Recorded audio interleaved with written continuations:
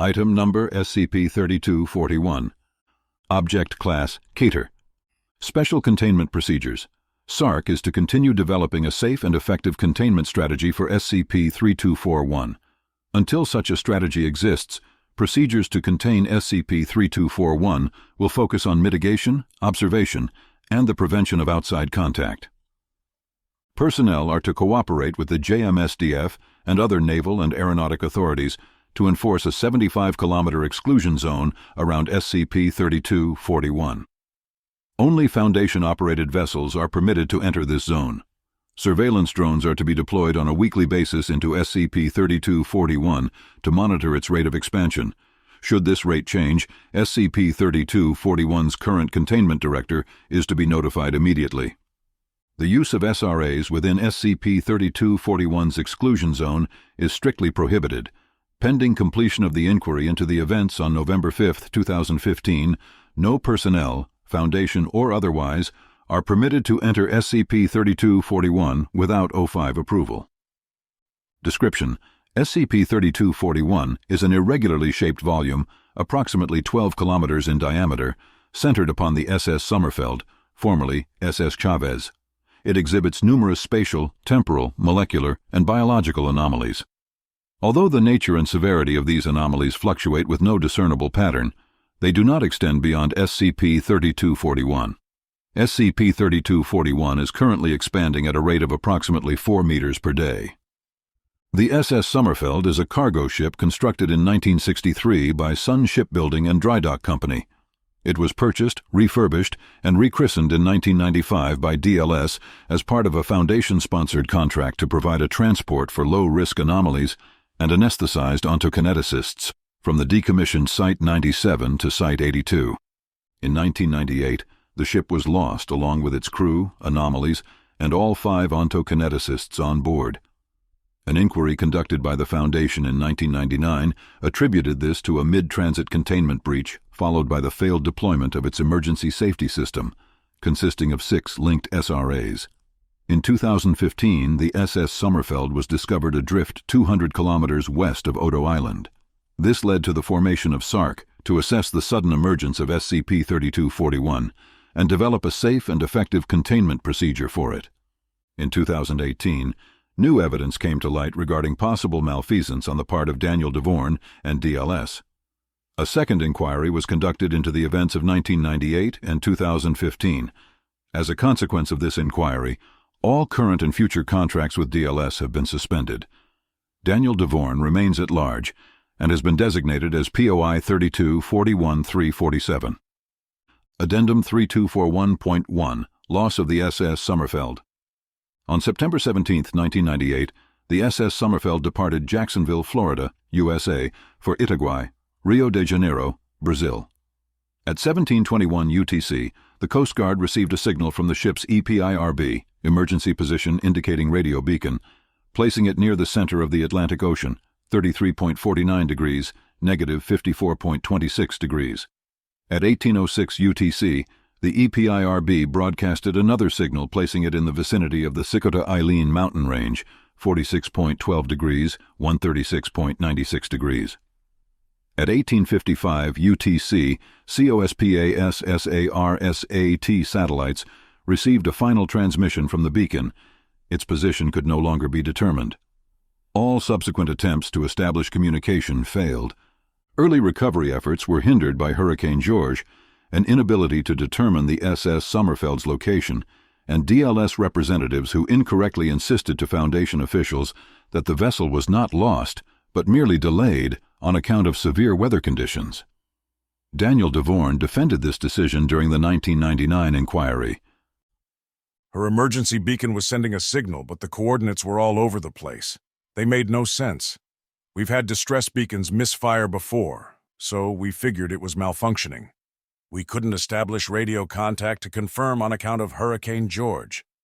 But after 3 hours of nothing, we realized something was wrong. That's when I made the call.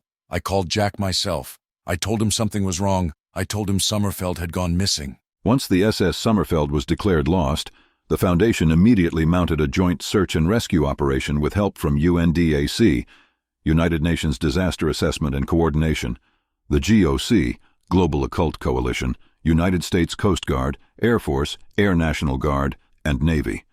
Search efforts concentrated on the ship's planned route and the 2 coordinates provided in its emergency broadcast. After an intensive 6-month-long investigation, no trace of the SS Sommerfeld was found. Addendum 3241.2, Initial Inquiry. During the initial 1999 inquiry, Daniel DeVorn responded to questions regarding the possibility that the disappearance of the SS Sommerfeld was caused by a fault in its emergency SRA system. Look, I don't want to be rude, but that's nonsense. That's absolute nonsense. Our SRAs have a near-flawless track record. They've seen extensive use throughout the Foundation. They're directly responsible for averting disasters every day. They save lives every single day. And we're developing better, more cost-effective SRAs every single day. What happened to the SS Sommerfeld was tragic, but had nothing to do with our emergency safety system. What happened was, I don't want to blame your people. I'm sure their performance was exemplary. I've worked with you long enough to know you only hire the best of the best. But I do want to point out that you consistently refuse to staff DLS technicians on site to provide immediate technical support. You wouldn't let us put any of our employees on that boat. You also have a history of, your procedures have a history of deviating from the SRA manual. The manual exists for a reason. We wrote it for a reason. If you follow it, they work fine. The real tragedy is that this could have been averted. Had the Foundation been willing to let one of our DLS technicians on board the Sommerfeld, I'm certain they could have correctly deployed the SRAs. Had the Foundation paid for, had you been willing to take the time and let our technicians just train your employees, or even read our manual, I'm certain we wouldn't be having this conversation. Professor Zora Tschetter, a paraphysicist who left the Foundation to work for DLS as a consultant, corroborated Daniel DeVorn's claims. I'll never understand the resistance to SRAs. Never. We have this wonderful little device, this wonderful miracle that can reduce even the fiercest of reality benders to a purring kitten. Previously, the only bottleneck was their prohibitive production cost and maintenance requirements. But now, they're cheap, self-correcting, and 100 times more potent. I've worked with them for decades. They've saved my life more times than I can count. If I asked for a show of hands right now, right here in this room, of how many of you have been saved by an SRA, I'd be shocked if I saw a single hand down. I really would. What happened to the SS Sommerfeld was terrible. My heart goes out to the victims, it really does. But our SRAs have been tested time and time again. We can account for everything except human error. One voice of dissent came from Professor Sherman Sivori, a Foundation paraphysicist with a reputation for expressing skepticism toward SRAs. All right, for starters, they don't have a flawless track record. That's a load of bupkis. They have a pretty spotty one, actually, at best. Half the time, we can't even tell if they failed, because when they do, reality gets rewritten. SRAs treat reality bending as a morphogenic field. They presume that these fields can be corrected, that you can unbend reality and revert the anomalous to a non-anomalous state. In short, SRAs presume anomalies fit into a larger system, a system we understand and can control. But what makes something anomalous? By its very definition, it's something that doesn't fit, something you can't control. We think we've found a way to suppress reality bending, but all we've really found is a type of reality bending that's strong enough to overcome others. The SRA is a tiger that we use to tame other tigers. We think we've domesticated it. We think it's our pet. But a pet tiger is still a tiger. You can cage it, train it, teach it cute tricks, but it's still a tiger. It still has claws. It still has fangs. And we've surrounded ourselves with them. God help us all if they ever go feral. Addendum 3241-3, Loss and Recovery of the IRV Silent Spring. On August 12, 2015, contact was lost with the IRV Silent Spring. The vessel had been performing an oceanographic survey on behalf of Odo Island's fishing industry to determine the cause behind a recent and dramatic change in the behavior of Seriola quinqueradiata, Japanese amberjack, or yellowtail. Initial attempts to locate the ship failed. Its transponder was non-responsive or otherwise outside of effective transmission range. 3 days later, Kansai International Airport intercepted a distress signal from the IRV Silent Springs EPIRB. After several failed attempts to establish communication, Japanese authorities deployed the ERRV Koyomaru to investigate.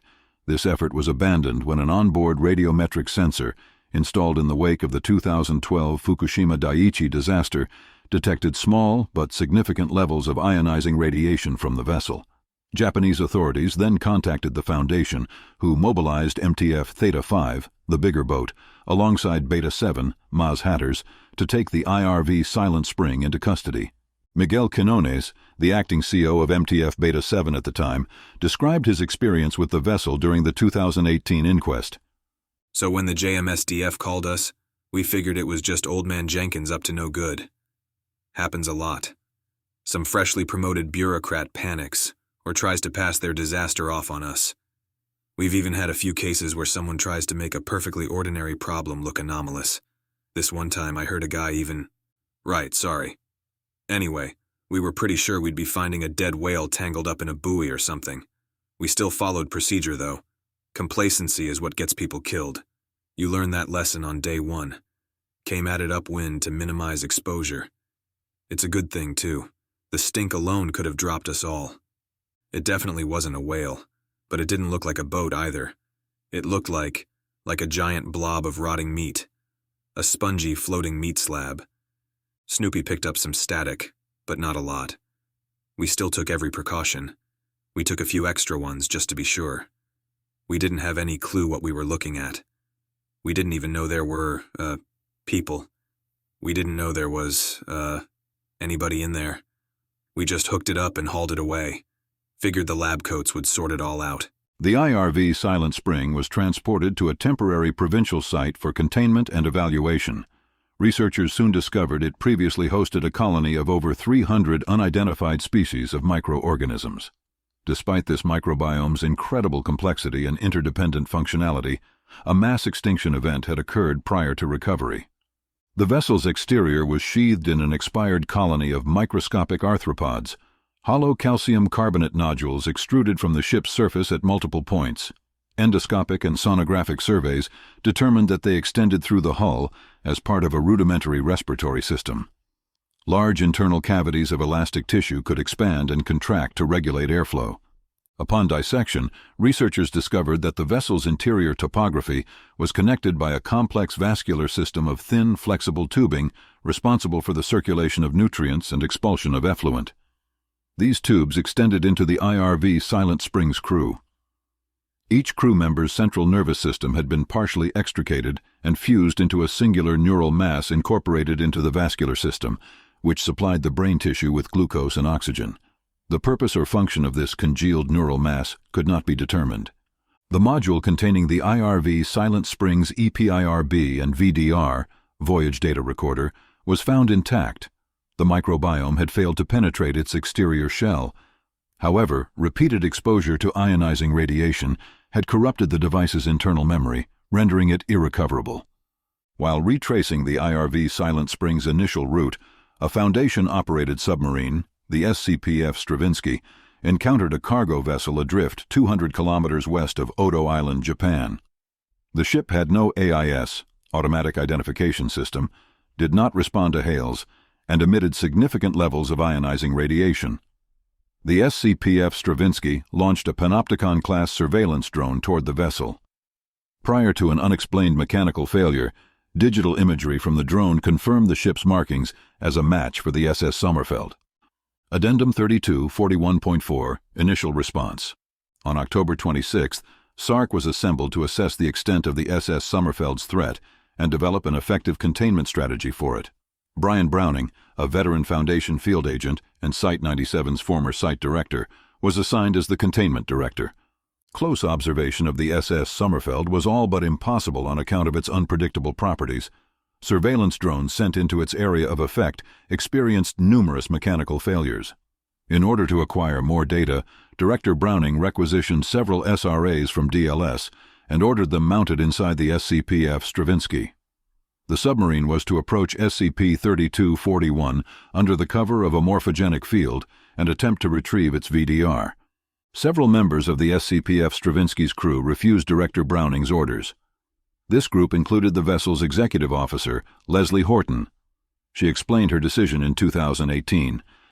Browning painted us as a bunch of traitors attempting a coup, but anyone with one fucking iota of military experience will tell you there's a world of difference between open fire and walk up to the enemy and tweak his nose while this magic box protects you.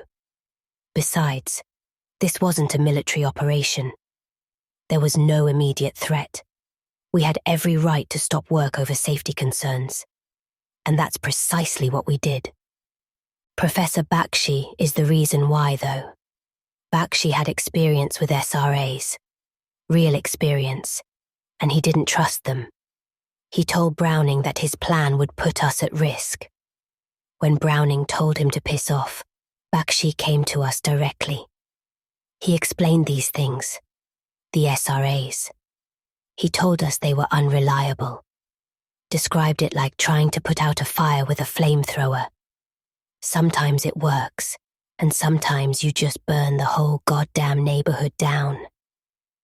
Convinced me, at least. Browning was furious. Kept ranting about how Bakshi didn't know the first thing about fieldwork or paratech. He said that if Bakshi didn't have the stomach for this sort of thing, then he ought to, I think his exact words were, go apply for a job managing a 7-Eleven. Then he said some other things that I won't, repeat here. But in the end, Bakshi wouldn't back down, and neither would we. A compromise was reached on November 5th. One SRA would be mounted to a USV, unmanned surface vehicle, capable of sustaining its weight and supplying it with power. A representative from DLS arrived as an SRA consultant and to provide technical support. Shortly after entering SCP-3241's area of effect, the USV ceased to respond to remote commands. The vessel operated autonomously for 2 kilometers before experiencing a catastrophic mechanical failure and sinking along with the mounted SRA.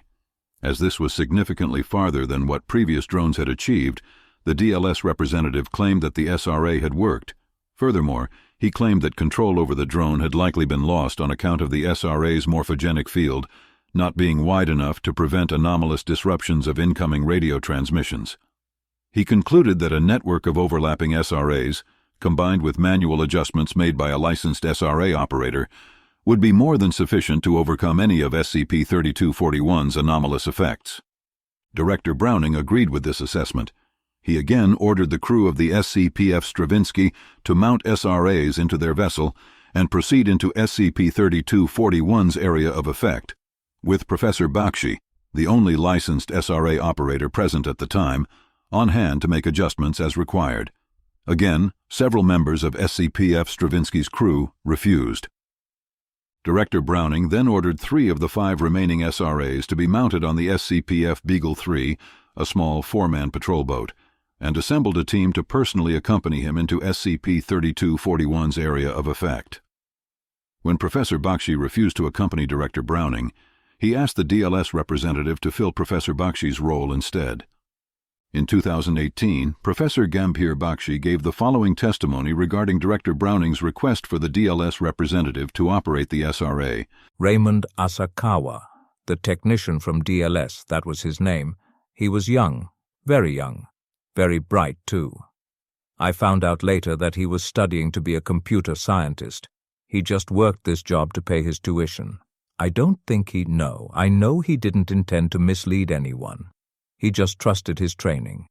He trusted the SRA manual. All his answers to Director Browning's questions came straight out of that manual. He must have memorized it. Director Browning ate it up, patted the young man on the back, asked him all about Hume levels, Kant counters, questions he knew Mr. Asakawa could answer, building up his confidence, making him feel like an expert, like part of the team. Then when Director Browning asked me to accompany him, he knew I would say no. He knew.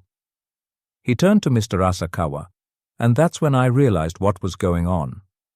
Why he had been treating this young man so nicely. He was playing him. He turned to Asakawa and he said, he asked if he could, he asked him to, shit.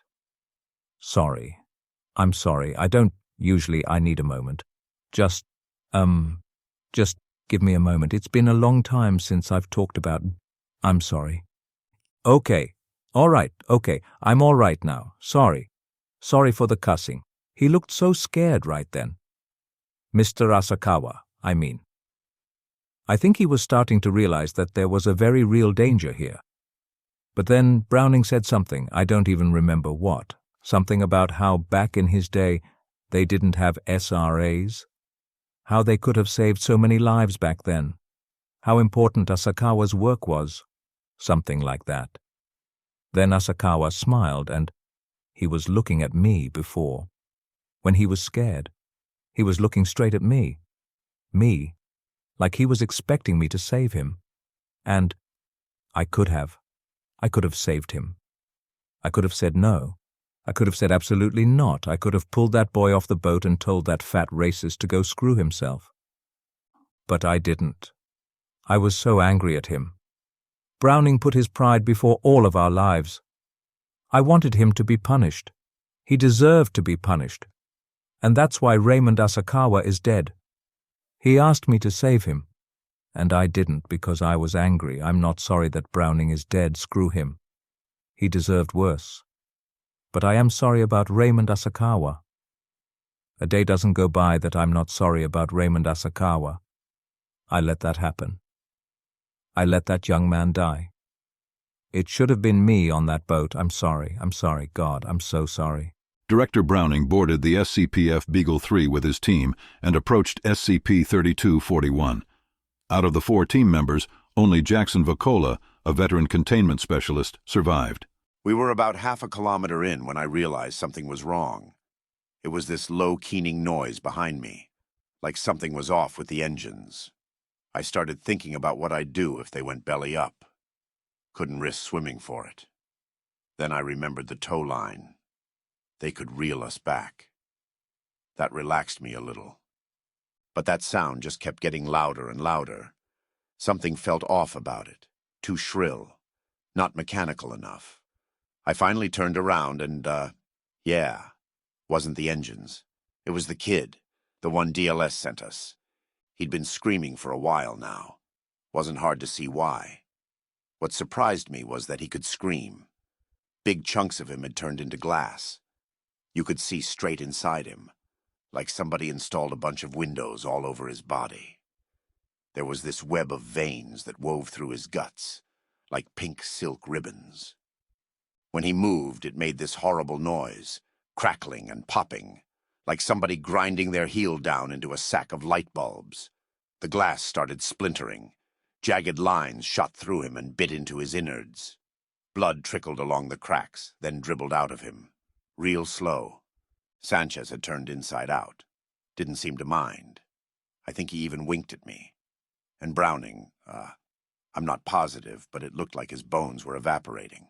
His body was collapsing into a heap of loose, folded skin, like a pile of dirty laundry.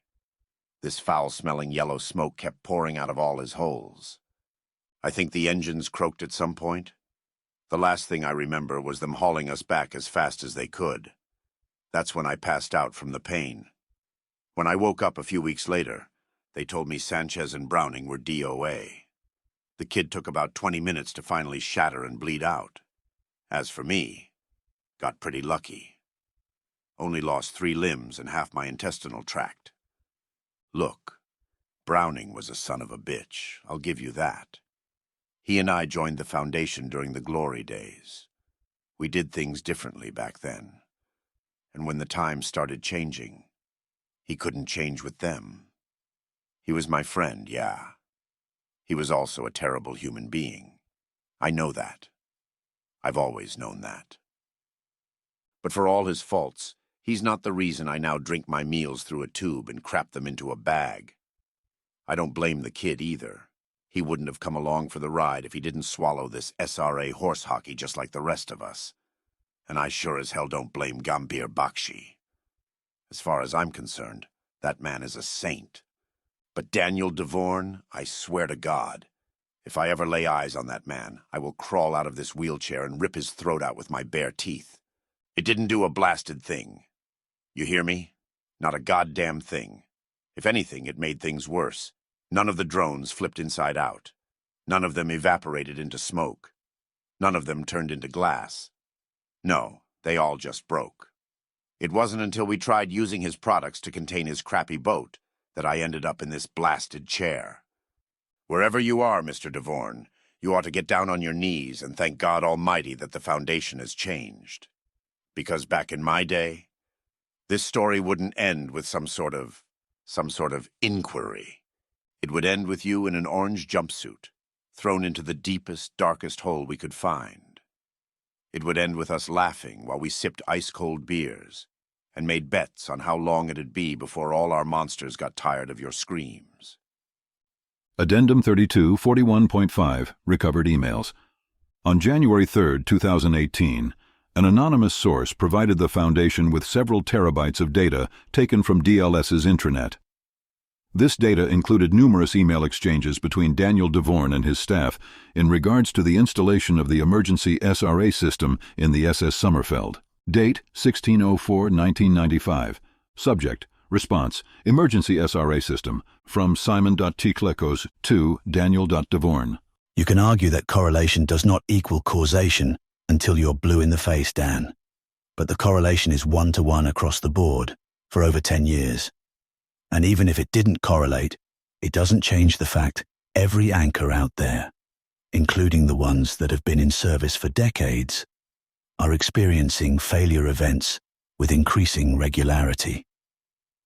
Every new SRA we put into service increases the risk of another SRA failing. Right now, we're accounting for these increases in failure rates via an automated correction system. When one unit fails, two can adjust their morphogenic fields and suppress the faulty unit before it goes critical. We schedule monthly preventative maintenance to check for faulty units and quietly swap them out for ones that won't turn your skin into acid or whatever. But that's just it. You need at least 2 clean units to stop a failed unit from going critical. Which is why an emergency system with only 4 SRAs just isn't going to cut it anymore. That setup would have worked 20 years ago, sure. Back when a single unit failure was a rare occurrence. But now, multiple units in a set fail all the time. And if 2 out of 4 fail, the other 2 won't be able to hold them back. They'll go critical. Have you ever seen a Scranton reality anchor go critical? I have. Words like biblical come to mind. If you want this ship to be safe, you'll need 18, at least 15 units. That will keep them out of the danger zone. That makes the chances of a criticality event all but impossible. Install just 1 unit less, and you'll be putting everyone on board in harm's way. Following a review of these emails, Foundation investigators concluded that the loss of the SS Sommerfeld likely occurred as a result of a critical failure with its 6 onboard SRAs. Furthermore, investigators went on to link over 20 separate containment breaches to similar critical SRA failures. This led to the 2018 inquiry into the loss of the SS Sommerfeld and the Foundation's ongoing reliance on SRAs for the containment of ontokineticists. 2 weeks prior to the start of the inquiry, Daniel DeVorn escaped Foundation custody. Efforts to locate him are underway,